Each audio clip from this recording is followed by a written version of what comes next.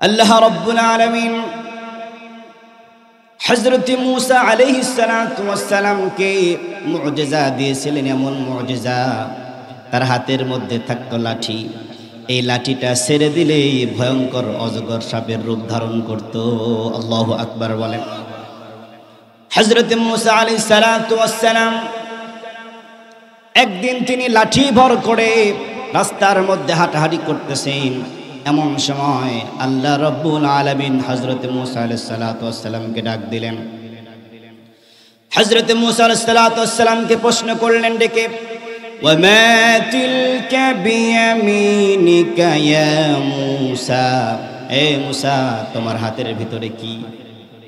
হযরত মূসা আলাইহিস সালাতু ওয়াস সালাম উত্তর দিলেন, ক্বালা হিয়া আসায়া আতাওয়াক্কাউ আলাইহা ওয়া আহুশু বিহা আলা গনমি ওয়া লিয়া ফিহা মাআরিবু উখরা।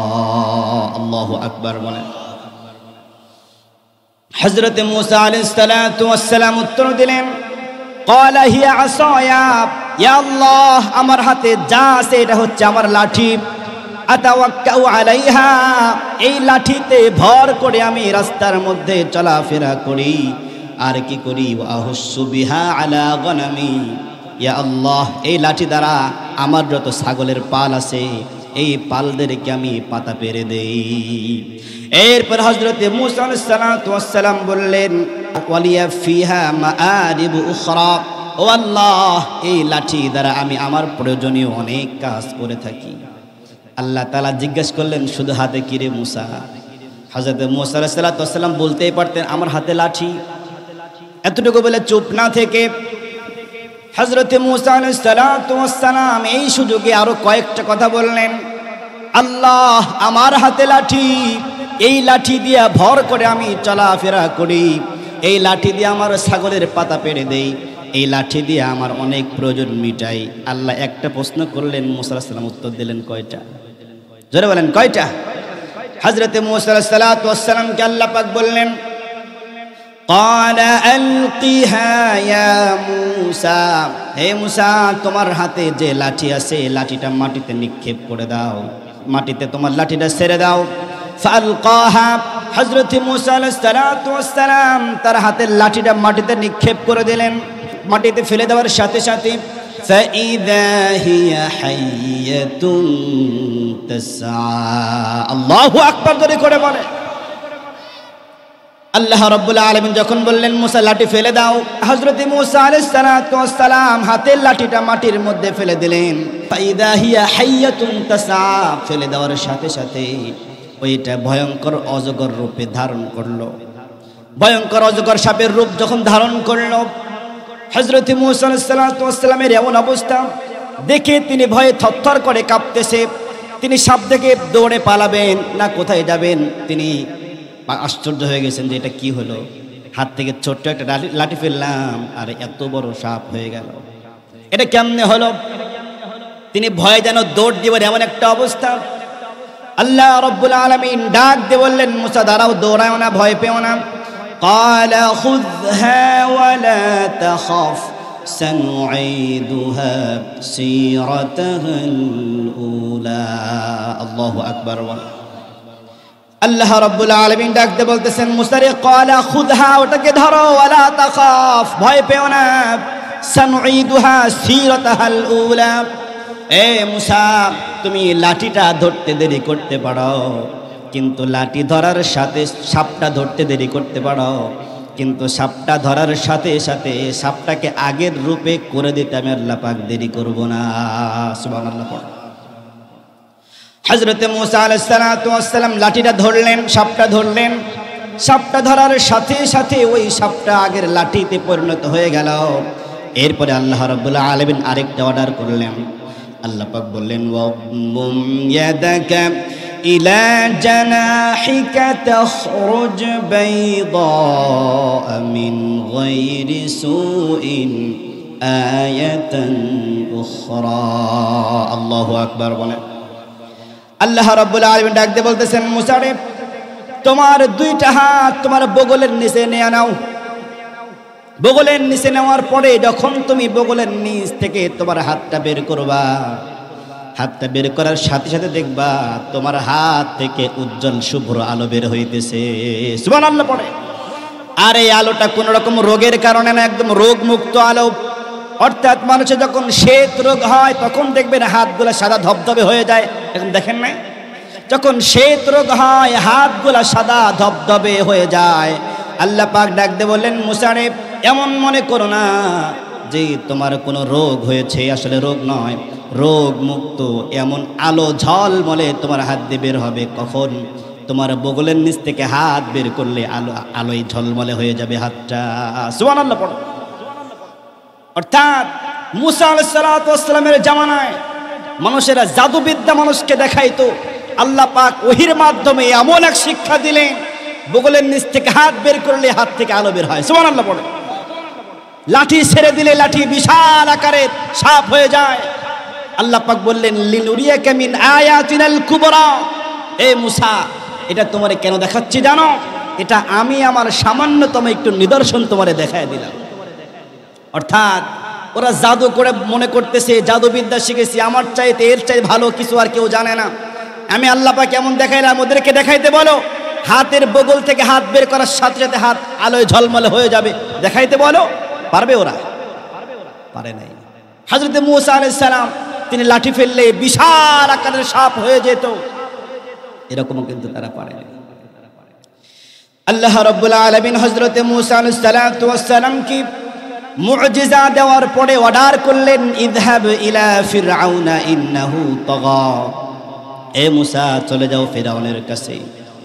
ফিরআউন আমার কথা অমান্য করেছে, সে আমাকে অগ্রাহ্য করেছে। তুমি তার কাছে চলে যাও, তার কাছে গিয়ে আমার দ্বীনকে বোঝাও, আমার দ্বীনের দাওয়াত দাও। হযরত মূসা আলাইহিস সালাম চলে গেলেন ফিরআউনের কাছে। ফিরআউনের কাছে গিয়ে বলতেছে, ফিরআউন, তুমি এক আল্লাহর উপর ঈমান আনো, এক আল্লাহকে বিশ্বাস করো।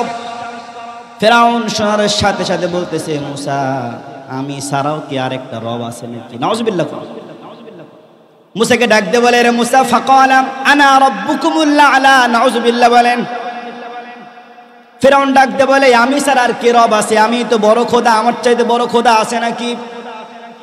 হযরত মূসা আলাইহিস সালামকে ফিরআউন ডাক দিয়ে বলে, এ মূসা, শুনেছি যারা নবী হয় ওদের কাছে নাকি অনেক বড় বড় মুজিজা থাকে, তোমার কাছে কি আল্লাহ তাআলা কোনো মুজিজা দিয়েছে নাকি? হযরত মূসা আলাইহিস সালাম বললেন, হ্যাঁ আছে তো আমার কাছে। বলে, কি দেখাও? হযরত মূসা আলাইহিস সালাম তার হাতের লাঠিটা ছেড়ে দেওয়ার সাথে সাথে যখন সাপ হয়ে গেল, এবার ফিরআউন ডাক দিয়ে বলে, দেখছো মূসা কত বড় জাদুকর? এ মূসা, তুমি জাদুকর, জাদুবিদ্যার বলে কি তুমি আমাদেরকে দেশ থেকে তাড়াইতে চাও নাকি? এ মূসা, আর কি জানো? হযরত মূসা আলাইহিস সালাম তার বগলের নিচ থেকে হাতটা বের করার সাথে সাথে যখন হাত থেকে আলোয় ঝলমলে আলো বের হতেছিল, এটা দেখে ফিরআউন বলল, দেখছো আরো কত বড় জাদুকর? এ মূসা, তুমি কি তোমার ক্ষমতা বলে আমাদেরকে দেশ থেকে তাড়াতে চাও নাকি? এ মূসা, তোমার সাথে আমার জাদুকরের খেলা হবে। কি হবে? খালি বাংলাদেশের মানুষ খেলা করে নাকি? ওই সময়ও খেলা হয়েছে, কিছু হলে আসো খেলা হবে, আছে না নাই? খেলা কি খালি তোমরাই খেলতে পারো? আল্লাহ রাব্বুল আলামিন তার নবীকে দিয়ে ফিরআউনের জাদুকরদের সাথেও খেলা করিয়েছেন। কেমন খেলা? ঈমানের খেলা। কিসের খেলা? জোরে বলেন। ঈমানের খেলা। হযরত মূসা আলাইহিস সালাম বললেন, ঠিক আছে, আমার কোনো আপত্তি নাই, আমার কোনো সমস্যা নাই, তোমরা দিন তারিখ ঠিক করো। দিন তারিখ ঠিক হয়ে গেল, জায়গা ঠিক হয়ে গেল। জায়গা ঠিক হওয়ার পরে এখন জাদু দেখাবে।